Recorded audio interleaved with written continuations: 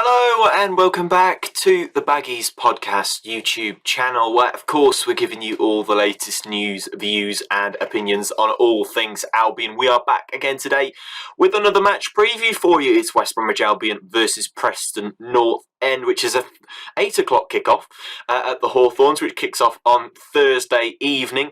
Looking forward to this one actually, after a really nice victory over Bristol City on Boxing Day. The festive fixtures, as I mentioned previously, come very fast, especially in this division. So many games around this sort of time of year, so we're going to be covering them all on the Baggies Podcast YouTube channel. So it'd be great if you could join us along for the ride. Subscribe if you are new, comment your score predictions down below. Today we're going to be getting some insight from the Preston North End sort of fan base, with Ollie Hargreaves from the Butter Pie Podcast is going to be giving his thoughts ahead of the game. We're going to be getting predicted 11s for both sides. Of course, my general thoughts on Albion at the moment, including some reaction to that win over Bristol City at Ashton Gate on Boxing Day. But for more content like this, as I said, subscribe, comment your thoughts down below. Love to hear your score predictions as always.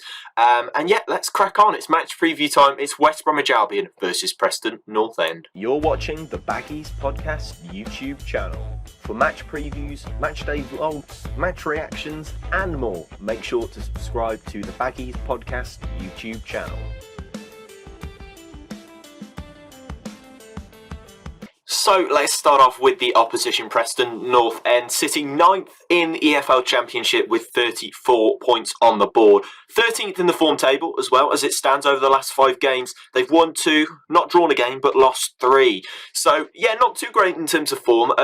I mean, you'll hear from Ollie in a minute from the Butter Pie Podcast, the Preston North End show, for a bit more detail on Preston. But they have had quite a few injuries, I think, to key players, especially down that left-hand side, where I think they were so important when we last played Preston, actually, away at Deepdale. Which, if you remember, was a 1-0 defeat. But yeah, over the last 5 games, 2 wins and 3 losses. The 2 wins coming against Reading and Blackburn, 3 losses, a Boxing Day defeat to Huddersfield, along with defeats to QPR and Millwall. So yeah, not looking great for Preston considering the situation that they're in. Only a couple of points off the playoffs as well. It's so tight in that top half, by the way.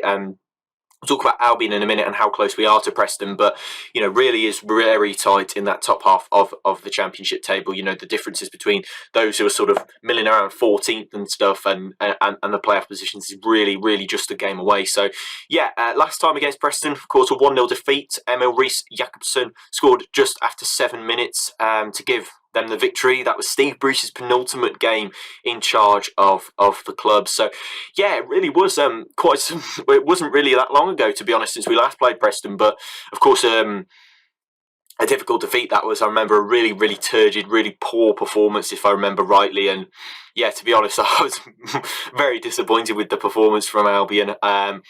Yeah, I thought, you know, it was just a typical Bruce performance, really, sort of having a few powder puff attempts on goal, but you know, ultimately defensively lacking and scoring the decisive moment, Preston, and giving them the lead and the victory. So, yeah, disappointing, of course, to lose that game against Preston. But, yeah, we moved on very swiftly. In about 3 weeks' time, we were under Carlos Corberán, our new manager, of course, and back on the road to Championship sort of promotion hopes. So, yeah, managed by Ryan Lowe, Preston, a former Plymouth Argyle boss, 52 games in charge of the Lily Whites, with 38% of those coming as wins. So yeah, I think I've been impressed by Ryan Lowe. I think, you know, with a bit more backing from board level, I think he could really do some good things at Preston. I think he's still got a decent side behind him, of course, as you can see by the fact that the 9th in the league, 3 places away from a playoff position. But I've actually been really impressed with the way he's come in and sort of transformed them. Really, they were you know, bobbing up and down around the relegation zone before he came in.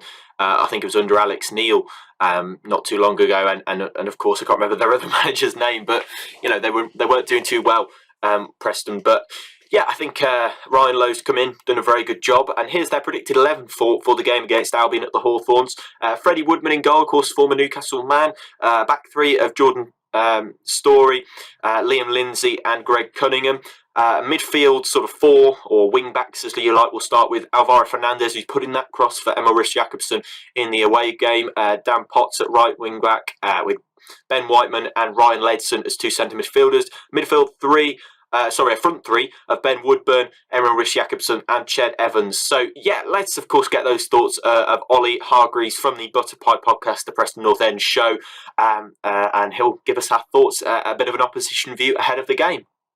Hello to the Baggies Pod. I've been asked to do a preview of the Preston North End match on Thursday at the Hawthorns. As you can see, I'm currently still at my mum's for Christmas, so the surroundings are a bit flowery. But without further ado, obviously speaking about my expectations of the season comparing to how Preston North End have looked this season, they're pretty much the same, really. I expected us to be around mid-table, and we are. What I didn't expect is us to have one of the worst home forms in the league. You know, we are really, really poor at home. We saw that against Huddersfield yesterday. Monday, whenever this comes out. We're really poor there, but away from home, we've really turned on the style. We're second in the league for the record away from home. So I'm hoping we take that into the Hawthorns. Obviously now under Carlos Carvajal, a manager I really look up to, especially watching football. You know, how well he did at Huddersfield. I thought it was a really great appointment after obviously Steve Bruce left. So, you know, as long as we don't allow Carlos Carvajal to play his style, I reckon we will have a good chance. But I'm not too optimistic at the moment. Obviously our best player this season, and has been for, say, a year and a half now, is Ben Whiteman. He plays in central midfield in like a 6 or an 8 role. Everything ticks through Ben Whiteman for Preston North End. You know, however fast we go, however slow we go, you know, whether we push forward, we press, it all relies on Ben Whiteman, and he's the stalwart in our midfield. He's fantastic, and he's clearly above Preston's level, to be fair. Obviously, for us to look out for a West Brom player, you know, we have a couple of injuries now down the left-hand side. Robbie Brady and Andrew Hughes have been out for the game against Huddersfield. Obviously, I know Jed Wallace now plays for West Brom, so that's going to be a fun match-up. Playing a couple of our squad players against Jed Wallace, so that might be a fun 90 minutes. So we'll have to keep a watchful eye on him. Finally, my score prediction for the game. I've got 2. My heart's saying a 1-0 win, you know, scrape it in the last minute. But my head's saying a 2-0 loss to West Brom. But fingers crossed, you know, the game goes with my heart. And fingers crossed the Lily Whites get a win. But thank you very much for having me on. And next time you're up in Preston, West Brom fans, make sure you get a butter pie. Thank you. Thank you very much to Ollie from the Butterpie podcast for getting in touch and sending his thoughts. Really do appreciate that. If you want to go and check out Ollie's social media, or of course the Butterpie podcast, there'll be some links in the description. So thanks very much again for sending that in, Ollie. Let's move on to West Bromwich Albion, 13th in the EFL Championship, 32 points on the boards, just 2 points away from Preston, but still 4 places, as you can tell just how tight the Championship table is at the moment. They're top of the form table as it stands, though, Albion. Last 5 games, 4 wins and just the 1 loss. Those 4 wins coming against Bristol City on Boxing Day, Rotherham, Sunderland, Stoke, and of course a defeat to Coventry City in midweek. But let's talk Bristol City, because that was such a lovely victory for Albion.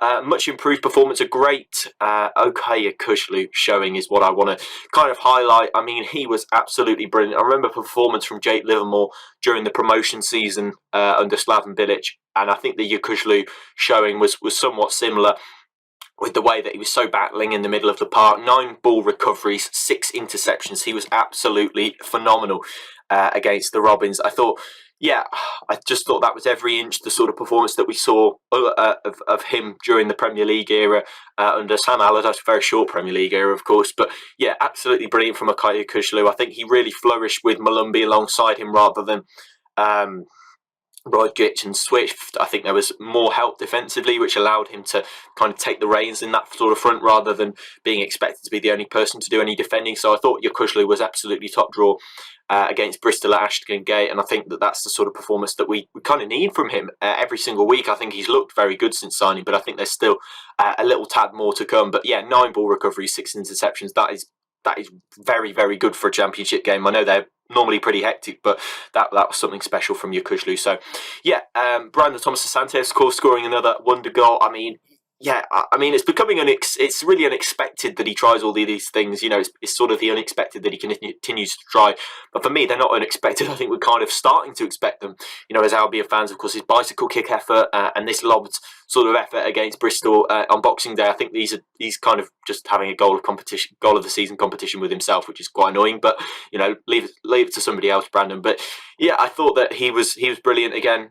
This time coming off the bench, I think he adds that little bit of energy, a bit of zest. I think up front is probably the word I'd use. So yeah, really pleased with his performance in signing for the club. That's 5 goals for the season now for Brandon Thomas Asante, and yeah, an excellent goal yet again. I mean, he just continues to light up the stage every time he's on the pitch. He clearly really appreciates this opportunity that he's got to play championship football, being hyped 2 divisions upwards with his summer move. So yeah, brilliant from Thomas Asante, and hoping to see much more of these sort of efforts as the season continues. Alex Palmer in goals, another person I want to shout out really. A really good save. Tommy Conway sort of had a shot that was heading, I think, towards the top corner, I would say, and Alex Palmer pulled out a brilliant stop. I mean, he saved Conway's effort earlier in the game with sort of a smothered save. But yeah, once again, a top draw performance from Alex Palmer. I think he really does give the backline a lot more confidence defensively.